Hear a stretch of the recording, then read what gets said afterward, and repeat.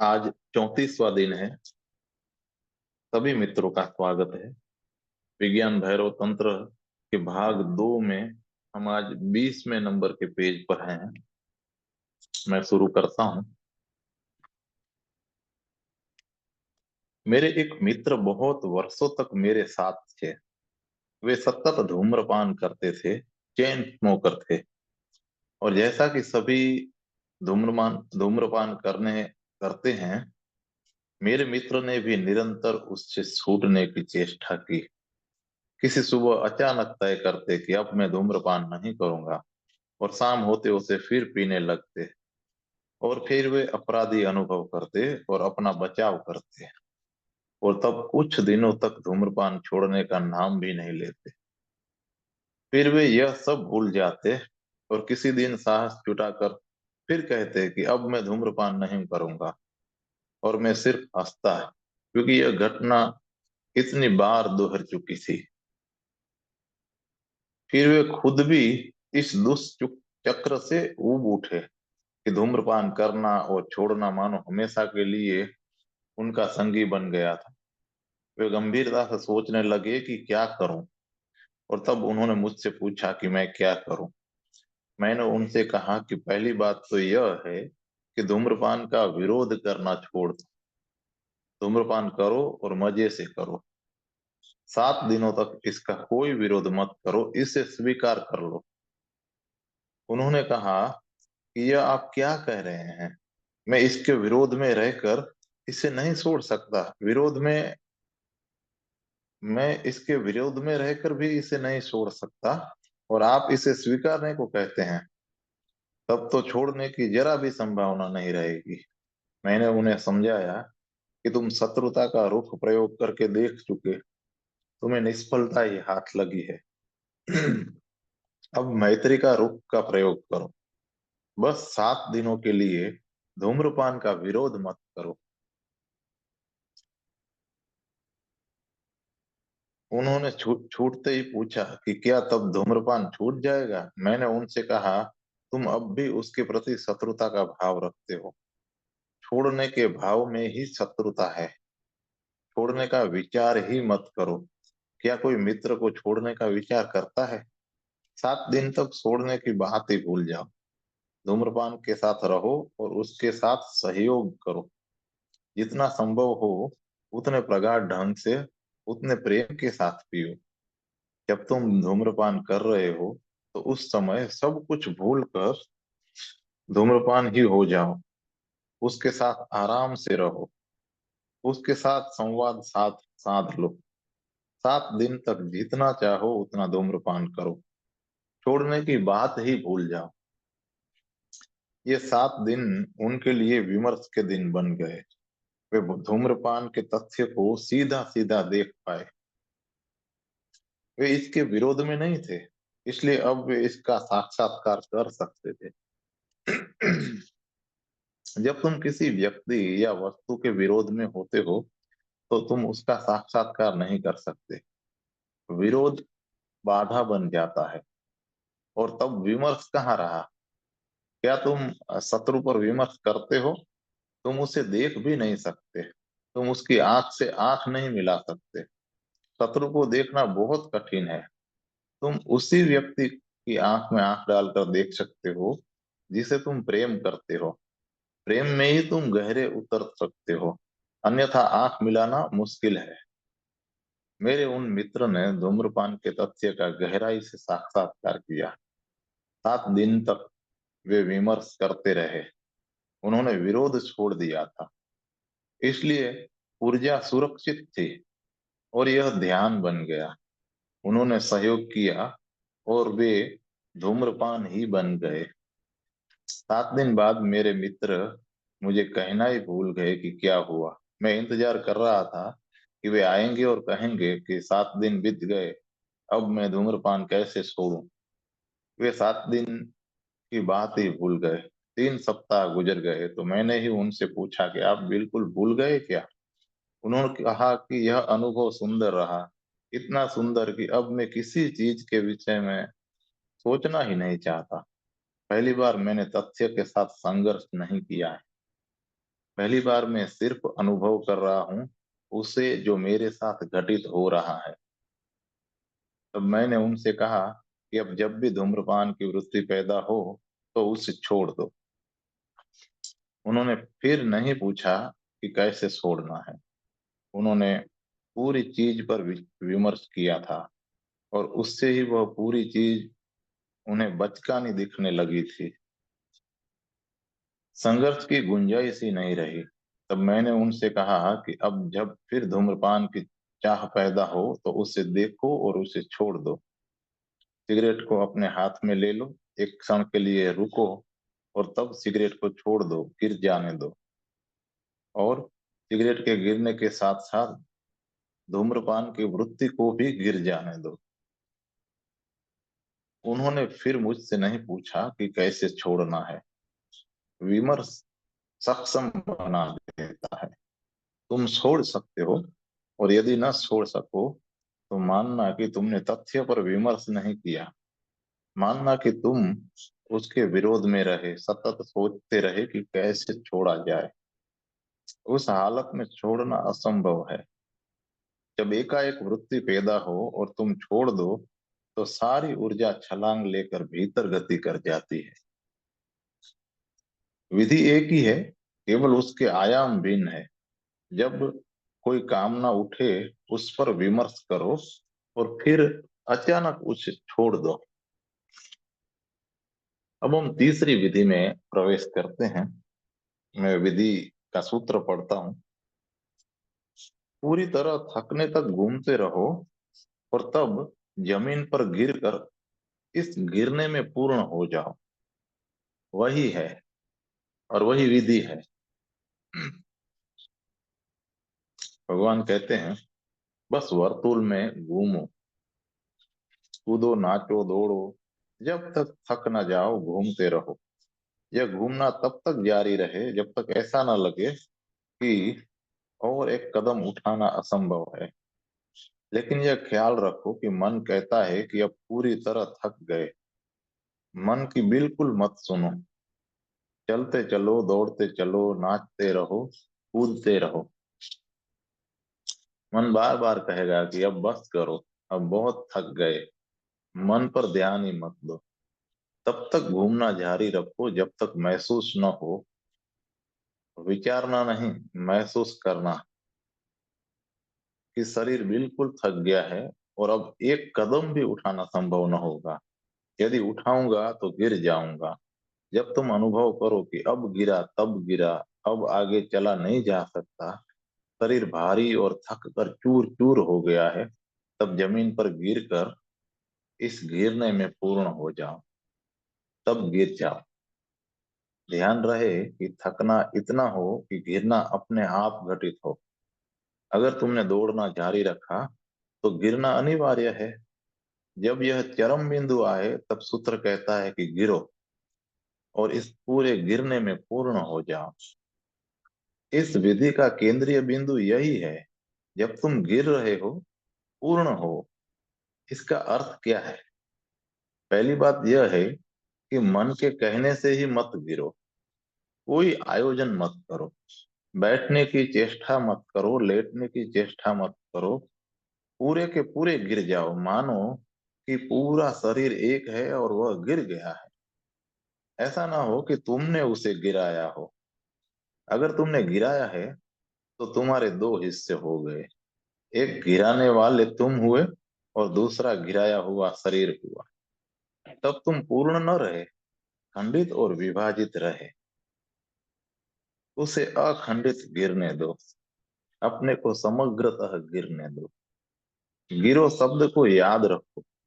यहाँ व्यवस्था नहीं करनी है, मृतवत गिर जाना है और इस गिरने में पूर्ण हो। अगर इस भांति गिरे तो पहली बार तुम्हें अपने पूरे अस्तित्व का, अपनी पूर्णता का एहसास होगा। पहली बार केंद्र के अखंड अद्वैत एक को अनुभव करोगे। यह कैसे घटित होगा?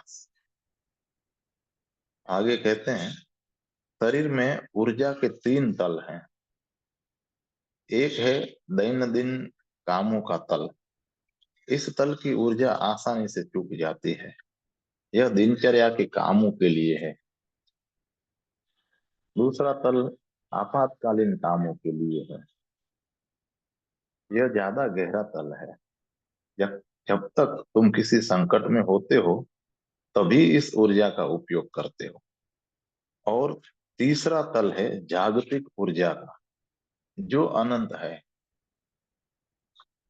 पहले तल की ऊर्जा आसानी से चुक जाती है। यदि मैं तुम्हें दौड़ने को कहूं तो तुम 3-4 चक्कर लगा के कहोगे कि मैं थक गया। सच में तुम थके नहीं हो। पहले तल की ऊर्जा समाप्त हो गई है। सुबह में यह इतनी आसानी से नहीं चुकती है, शाम में जल्दी चुक जाती है, क्योंकि दिन भर तुमने उसका उपयोग किया है। अब इसे विश्राम की जरूरत है।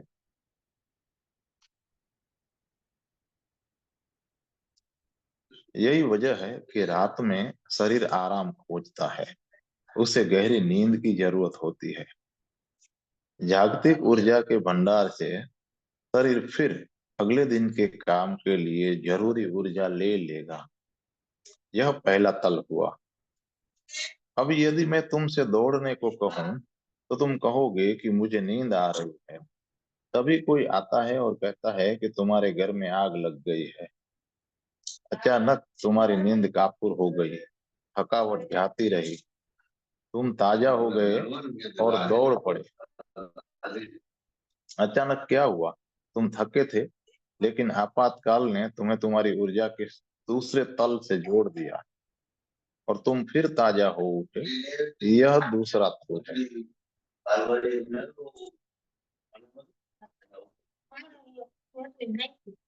इस विधि में दूसरे तल की ऊर्जा को चुकाना है। पहला तल बहुत आसानी से चुक जाता है। उसके चुकने पर भी दौड़ते रहो, थकने पर भी दौड़ते रहो। उस ही क्षणों में ऊर्जा की एक नई लहर आएगी और तुम ताजा हो जाओगे और तुम्हारी थकावट चली जाएगी। अनेक लोग मुझसे आकर कहते हैं कि जब हम साधना शिविर में होते हैं तब एक चमत्कार सा होता है कि हम इतना कर लेते हैं। सुबह में 1 घंटा सक्रिय ध्यान, जिसमें हम पूरे पागल की तरह ध्यान करते हैं। पिछले पहर भी 1 घंटा ध्यान करते हैं। और फिर रात में भी 3-3 बार हम पागलों की तरह ध्यान करते हैं। अनेक लोगों ने कहा कि यह हमें असंभव सा लगता है। लगता है कि अब और नहीं चलेगा। लगता है कि अगले दिन हाथ पांव हिलाना भी असंभव होगा। लेकिन कोई थकता नहीं। रोज 3-3 सत्र और इतना कठिन श्रम, और इसके बावजूद भी कोई थकता नहीं। ऐसा क्यों है? ऐसा इसलिए है कि लोग शरीर शिविर में दूसरे तल की ऊर्जा से संबंधित हो जाते हैं। यदि तुम अकेले करो तो थक जाओगे। किसी पहाड़ पर जाकर प्रयोग करके देखो। पहले तल के चुकते ही तुम चुक जाओगे, थक जाओगे। लेकिन एक बड़े समूह में, जहाँ 500 लोग सक्रिय ध्यान कर रहे हैं, वहां बात दूसरी है। तुम्हें लगता है दूसरे लोग जब नहीं थके हैं तो तुमको भी कुछ देर जारी रखना चाहिए। और हर एक आदमी ऐसा ही सोच रहा है कि जब कोई नहीं थका है तो मुझे भी जारी रखना चाहिए। जब सब कोई ताजा और सक्रिय है तो मैं ही क्यों थकान अनुभव करूं? यह समूह भाव तुम्हें प्रेरणा देता है, शक्ति देता है, और तुम दूसरे तल पर पहुंच जाते हो। और दूसरा तल बहुत बड़ा है, आपातकालीन तल जो है। और जब आपातकालीन तल चुकता है तब और तभी तुम जागतिक तल से, स्रोत से, अनंत से संबंधित होते हो। इसलिए बहुत श्रम की जरूरत है। इतने श्रम की कि तुम्हें लगे कि अब यह मेरे बस के बाहर है। लेकिन अभी भी यह तुम्हारे वश के बाहर नहीं है। यह सिर्फ तुम्हारे पहले तल की ऊर्जा के वश के बाहर है। जब पहले तल की ऊर्जा चुकती है तो थकावट महसूस होती है। दूसरे तल की ऊर्जा के चुकने पर तुम्हें लगेगा कि अब अगर और ज्यादा किया तो मर जाऊंगा। अनेक लोग मेरे पास आते हैं और कहते हैं कि जब हम ध्यान की गहराई में उतरते हैं तो एक क्षण आता है कि हम भयभीत हो जाते हैं। आतंकित हो जाते हैं, क्योंकि लगता है कि मृत्यु करीब है। इससे आगे जाने पर मृत्यु निश्चित है। यह मृत्यु का भय पकड़ता है और लगता है कि ध्यान से बाहर आना नहीं हो सकेगा। यही वह क्षण है, ठीक यही क्षण जब तुम्हें साहस की जरूरत होगी, थोड़ा और साहस, और तुम तीसरे तल में प्रविष्ट हो जाओगे। वह सबसे गहरा तल है, आत्यंतिक और अनंत। यह विधि तुम्हें ऊर्जा के जागतिक सागर में आसानी से उतारने में सहयोगी होगी। पूरी तरह थकने तक तुम घूमते रहो और तब जमीन पर गिरकर इस गिरने में पूर्ण हो। जब तुम जमीन पर गिरोगे तो पहली बार तुम पूर्ण हो जाओगे। अद्वैत, एक, कोई विभाजन, कोई द्वैत नहीं रहा। विभाजनों वाला मन विदा हो जाएगा और पहली बार वह सत्ता प्रकट होगी जो अविभाजित है, अविभाज्य है। आज इतना ही।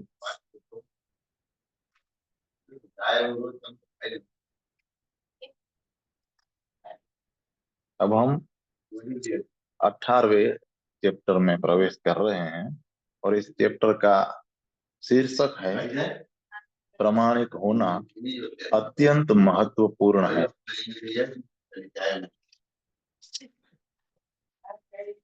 इसमें साधकों ने कई सवाल पूछे हैं, जो मैं प्रश्न सार को पढ़ता हूँ।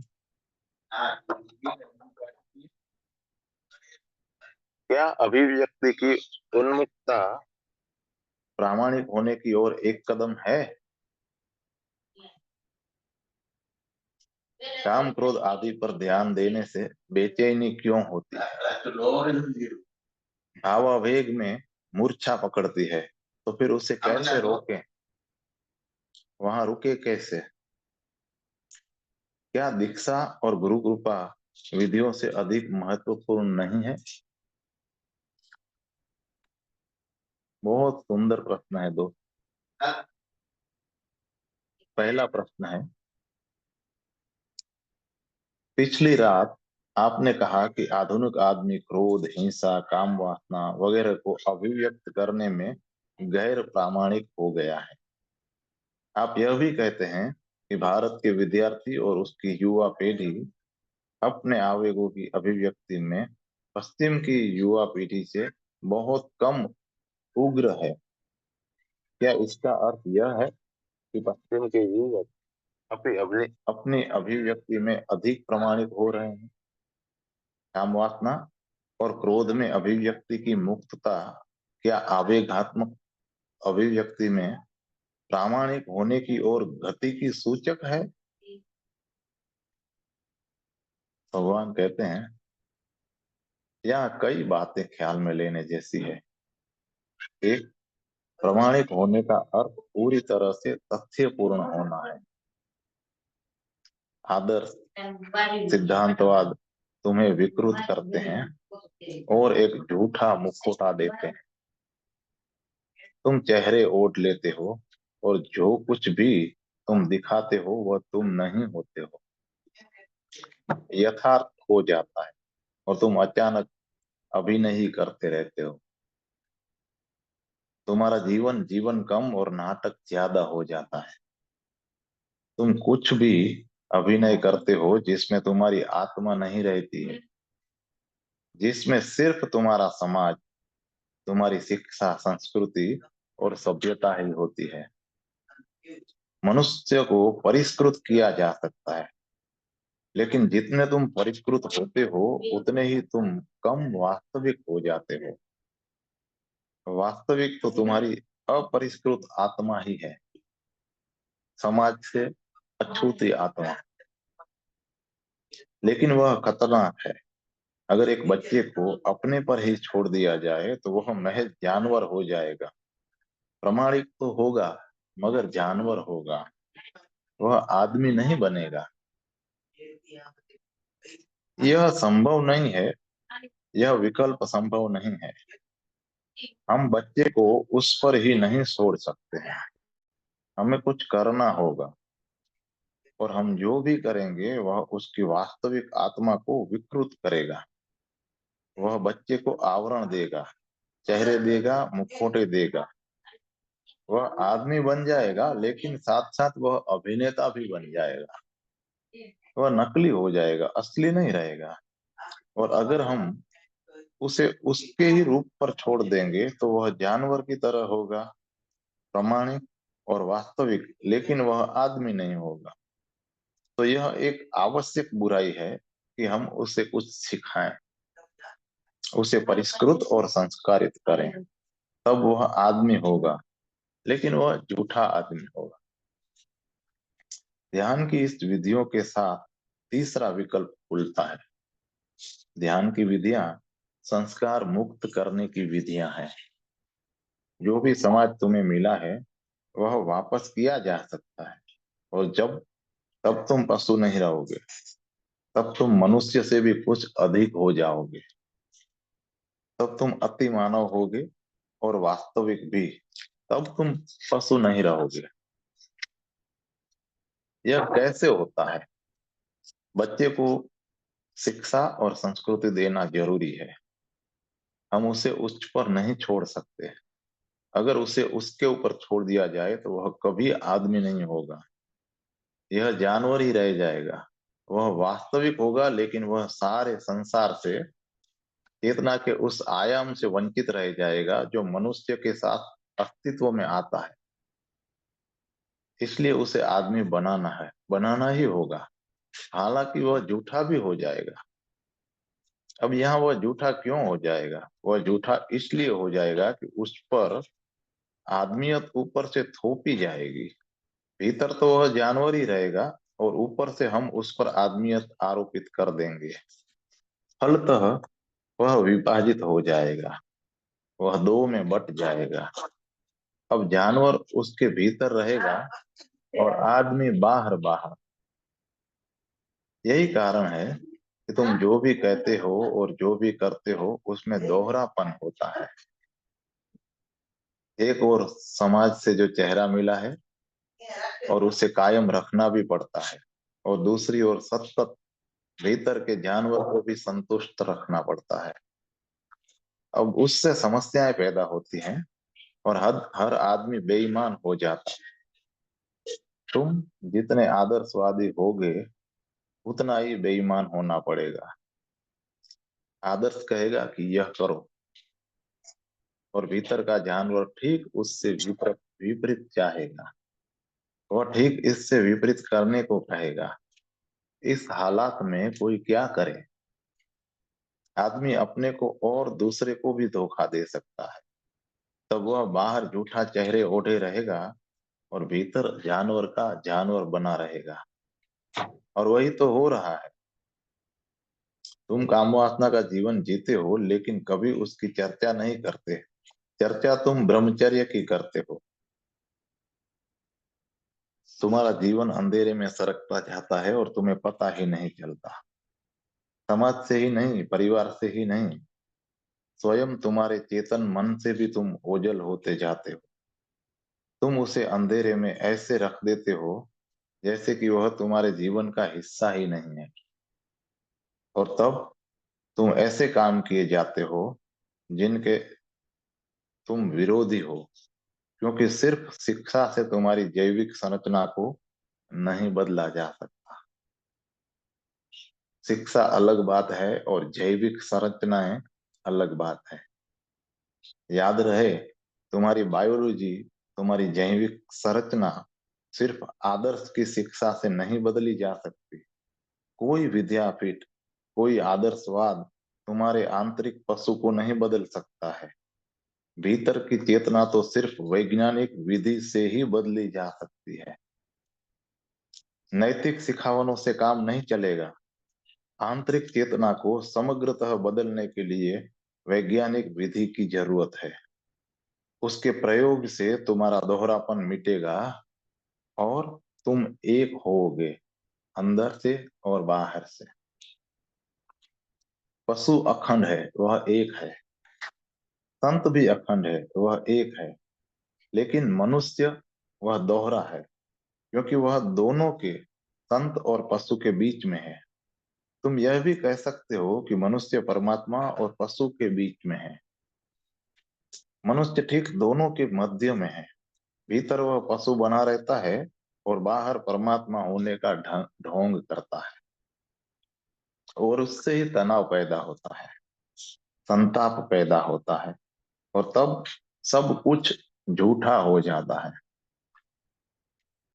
तो यह हो सकता है कि तुम मनुष्य से नीचे उतर कर जानवर हो जाओ, तब तुम मनुष्य से ज्यादा प्रामाणिक हो जाओगे, लेकिन तब तुम बहुत कुछ गंवा दोगे। परमात्मा होने की संभावना भी गंवा दोगे। पशु परमात्मा नहीं हो सकता, क्योंकि पशु के पास अतिक्रमण करने के लिए समस्याएं नहीं है। स्मरण रहे कि पशु की स्मरण रहे कि पशु परमात्मा नहीं हो सकता, क्योंकि उसके पास रूपांतरित करने के लिए कुछ नहीं है। पशु अपने आप से तृप्त है, उसको कोई समस्या नहीं है, संघर्ष नहीं है, इसलिए अतिक्रमण की बात ही नहीं उठती। पशु चेतन भी नहीं है, हालांकि वह प्रामाणिक जरूर है, पर वह अचेतन रूप से प्रामाणिक है। उसकी प्रामाणिकता भी अचेतन है। कोई जानवर झूठ नहीं बोल सकता, यह असंभव है। ऐसा इसलिए नहीं है कि जानवर नीति नियमों का पालन करता है। जानवर इसलिए झूठ नहीं बोल सकता है कि उसे इस संभावना का पता ही नहीं है कि झूठ भी बोला जा सकता है। जानवर को सच्चा रहना पड़ता है, लेकिन सच्चाई उसका चुनाव नहीं है, यह उसकी मजबूरी है। जानवर सच्चा होने को चुनाव नहीं करता है, उससे सच्चा होने के अतिरिक्त कोई विकल्प नहीं है। वह वही हो सकता है जो वह है, उसके लिए झूठा होने की भी संभावना नहीं है, और उसे संभावनाओं का भी बोध नहीं है। मनुष्य को इन संभावनाओं का बोध होता है, इसलिए केवल मनुष्य ही झूठा हो सकता है, और यह प्रगति है, विकास है। मनुष्य झूठा हो सकता है, और इसीलिए वह सच्चा भी हो सकता है। मनुष्य चुनाव कर सकता है, पशु सच्चा होने को बाध्य है। वह उसकी मुक्ति नहीं, वह उसकी दास्ता है। अगर तुम सच्चे हो तो वह तुम्हारी उपलब्धि है, क्योंकि तुम अगर चाहते तो झूठे हो सकते थे। तुम्हारे झूठे होने की संभावना खुली थी, लेकिन तुमने उसका चुनाव न करके सच होने को चुना। यह सचेतन चुनाव है, लेकिन तब आदमी कठिनाइयों में पड़ सकता है। चुनाव करना सदा कठिन है। मन उसे चुनना चाहता है जो सरल हो, जिसमें सबसे कम प्रतिरोध हो। झूठ बोलना सरल है, झूठा होना सरल है, प्रेम पूर्ण दिखाई देना सरल है, मगर सचमुच प्रेम पूर्ण होना कठिन है। मुखौटा निर्मित करना आसान है, आत्मा निर्मित करना बहुत कठिन है। इसलिए आदमी सरल को, आसान को चुनता है, जिसे पूरा करने में कोई प्रयत्न न लगे, कोई त्याग न करना पड़े। वह उसे चुनता है। मनुष्य के साथ स्वतंत्रता आती है, पशु महज गुलाम है। मनुष्य के साथ स्वतंत्रता और चुनाव अस्तित्व में आते हैं, और उनके साथ साथ आती हैं कठिनाइयां और चिंताएं। मनुष्य के साथ असत्य भी आता है, झूठ भी आता है, तुम धोखा भी दे सकते हो। यहाँ तक कि यह एक आवश्यक बुराई है। मनुष्य वैसे सरल और शुद्ध नहीं हो सकता है जैसे पशु होते हैं। मनुष्य ज्यादा सरल और शुद्ध हो सकता है, और वह ज्यादा जटिल और अशुद्ध भी हो सकता है। वह ज्यादा सरल, ज्यादा निर्दोष हो सकता है, लेकिन वह पशुओं की तरह सरल, शुद्ध और निर्दोष नहीं हो सकता। पशुओं की निर्दोषता तो अचेतन है, और मनुष्य चेतन हो गया है। वह अब दो चीजें ही कर सकता है। वह अपने झूठ को जारी रख सकता है, और अपने और इस तरह खंडित रहकर सदा अपने द्वंद में जी सकता है, या वह पूरी घटना के प्रति जो हुआ है और जो हो रहा है उसके प्रति होश से भरा है, और वह निर्णय कर सकता है कि झूठ में नहीं जीना है। वह सारे झूठ को छोड़ सकता है, वह त्याग कर सकता है, झूठ से मिलने वाले लाभ का त्याग कर सकता है, तब वह फिर से प्रामाणिक हो जाता है। पर अब यह प्रामाणिकता पशु की प्रामाणिकता से गुणात्मक रूप से भिन्न है। पशु अचेतन है, उसके बस में कुछ नहीं है, वह प्रकृति के द्वारा प्रमाणित होने को मजबूर है। लेकिन मनुष्य प्रमाणित होने का निर्णय ले सकता है, इसके लिए उसे कोई मजबूर नहीं कर सकता। सत्य तो यह है कि सब कुछ समाज, संस्कृति, परिवेश उसे अप्रमाणित होने के लिए मजबूर कर रहे हैं। इसलिए प्रमाणित होना उसका अपना निर्णय है। यह निर्णय तुम्हें आत्मा प्रदान करता है, और यह निर्णय तुम्हें स्वतंत्रता देता है। यह आत्मा, यह स्वतंत्रता न कोई पशु प्राप्त कर सकता है, और न झूठा आदमी ही प्राप्त कर सकता है। स्मरण रहे कि जब भी तुम झूठ बोलते हो, धोखा देते हो या बेईमानी करते हो, तब तुम वैसा करने को बाध्य हो। वह तुम्हारा निर्णय नहीं है, सच्चा निर्णय नहीं है। आखिर तुम झूठ क्यों बोलते हो? परिणाम के भय के कारण, समाज के कारण तुम झूठ बोलते हो। अगर तुम सच सच कह दो तो तुम्हें दुख भोगना पड़े, तुम झूठ बोलकर दुख से बच जाते हो। तो असल में समाज तुम्हें झूठ बोलने को मजबूर करता है, वह तुम्हारा अपना चुनाव नहीं है। लेकिन अगर तुम सच बोलते हो तो फिर वह तुम्हारा अपना चुनाव है। कोई तुम्हें सच बोलने को मजबूर नहीं कर रहा है, उल्टे सब कुछ तुम पर झूठ कहने के लिए, बेईमान होने के लिए दबाव दे रहा है। इसलिए झूठ और बेईमानी में सुविधा और सुरक्षा है। तब तुम सत्य चुनकर खतरा मोड़ ले सकते हो, लेकिन यह तुम्हारा चुनाव है, और इस चुनाव के साथ पहली बार तुम आत्मवान बनते हो।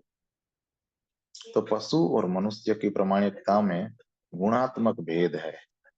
मनुष्य की प्रामाणिकता सचेतन चुनाव से आई है। बुद्ध प्रामाणिक हैं, और उस अर्थ में वे पशु से मिलते जुलते हैं, सिर्फ एक भेद के साथ। बुद्ध पशु की भांति सरल, शुद्ध और निर्दोष हैं, लेकिन यह भेद है कि वह बोधपूर्ण है। उनकी प्रामाणिकता बोधपूर्ण चुनाव है, वह सजग हैं और सावचेत हैं। अब प्रश्न है कि क्या इसका यह अर्थ है कि पश्चिम का युवक अधिक प्रामाणिक हो रहा है? भगवान कहते हैं एक अर्थ में हाँ, वह ज्यादा प्रामाणिक हो रहा है, क्योंकि वह पशु की ओर झुक रहा है। अब यह चुनाव नहीं है, बल्कि यह सरलतम उपाय भर है, वापस गिर जाना। पश्चिम का युवक इस अर्थ में पूरब के युवक से ज्यादा प्रामाणिक है कि अब वह पशुता में ज्यादा गहरे उतरता जा रहा है। पूरब का युवक झूठा है, उसका व्यवहार सच्चा नहीं है, बनावटी है, नकली भी है। लेकिन केवल ये दो ही विकल्प नहीं है। पूरब का युवक झूठा है, सुसंस्कृत है, परिष्कृत है। वह होने को मजबूर हुआ है जो यथार्थतः नहीं है। पश्चिम के युवक ने इसके खिलाफ बगावत की है, और वह बगावत पशु की प्रामाणिकता के पक्ष में है। यही कारण है कि संभोग और हिंसा ने पश्चिम के युवकों को अधिक अधिक अपनी जकड़ में ले लिया है। एक तरफ वह ज्यादा प्रामाणिक है, तो दूसरी तरफ से वह एक बड़ी संभावना को चूक गए हैं। बुद्ध भी भागवत में है, बुद्ध भी बगावत में है, और हिप्पी भी बगावत में है। लेकिन दोनों की बगावत में बहुत बड़ा फर्क है। उनकी गुणवत्ता भी अलग है, भिन्न है। बुद्ध भी संस्कारों के खिलाफ बगावत करते हैं, लेकिन यह बगावत संस्कारों के पार ले जाती है, उस एकता की ओर ले जाती है जो पशु और मनुष्य दोनों से ऊंची है। तुम विद्रोह करके नीचे भी जा सकते हो, पशु हो सकते हो, वह भी एकता की ओर जाना है, लेकिन यह एकता मनुष्य से निचले तल की एकता है।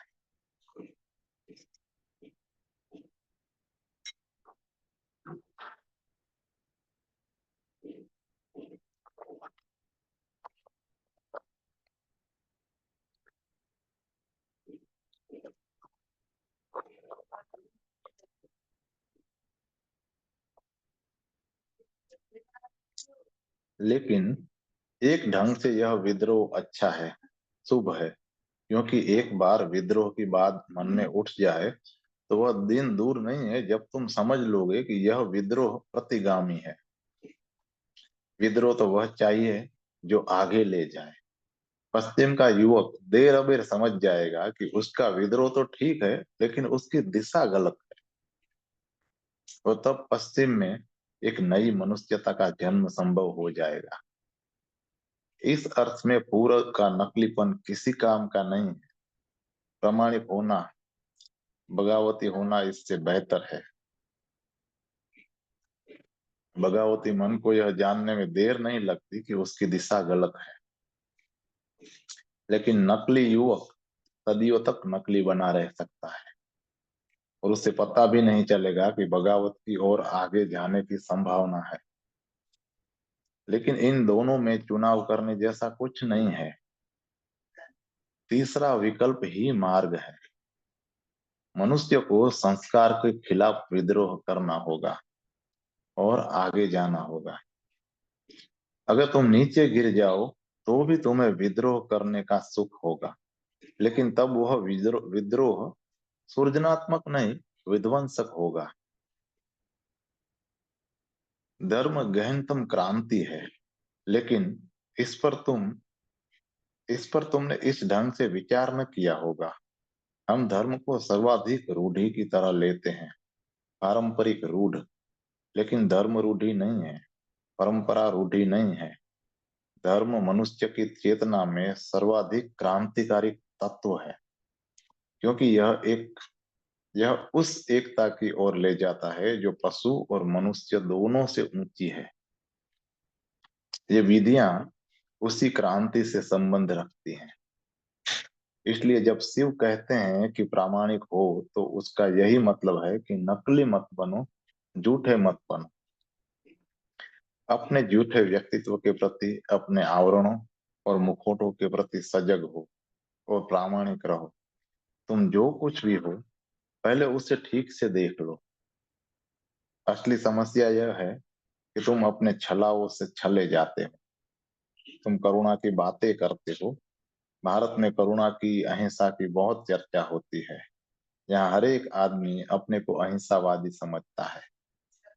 लेकिन अगर तुम किसी के कामों को देखो, उसके संबंधों को, उसके उठने बैठने को देखो, तो तुम पाओगे कि वह हिंसा से भरा है। लेकिन उसे पता नहीं है कि मैं हिंसक हूँ।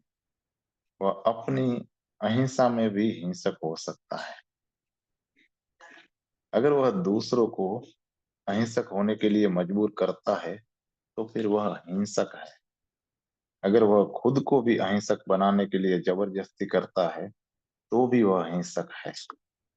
प्रामाणिक होने का अर्थ है कि तुम समझो कि तुम्हारे मन की यथार्थ स्थिति क्या है।